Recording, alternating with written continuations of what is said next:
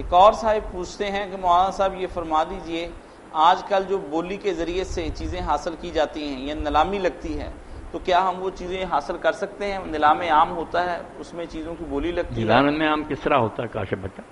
وہ کیا ہوتا ہے؟ مولانا کچھ میں چیزیں تو حجرے میں رہنے والا آدمی ہوں، اتنا مجھے نہیں کاروبار کا بتا دینا کہ وہ بعض بولی کیا اوقات کس اس طرح کی صورت بھی ہو جاتی کوئی ہے سامان آیا اس کہ کے بارے میں لوگ اس کے بارے میں یہ بھی دو طرح کی بولیاں ہوتی ہیں، ایک ہوتا ہے کسی کا سامان اس نے پیسے لینے تھے، پیسے نہ ادا کر سکا، بعد میں پھر اس کا سارا جو سامان ہے وہ نیلام ہو جاتا ہے، جس سے لوگ اپنا اپنا قرضہ لے کر چلے جاتے ہیں۔ وہ کہتے ہیں خرید لو، پھر ایک کہتا ہے 100، دوسرا 120، بڑھتے جاتے ہیں، جب آخری آدمی ہوتا ہے اس سے آگے نہیں بڑھتا، اس کو دے دے۔ یہ جائز ہی، کوئی حرج نہیں، درست۔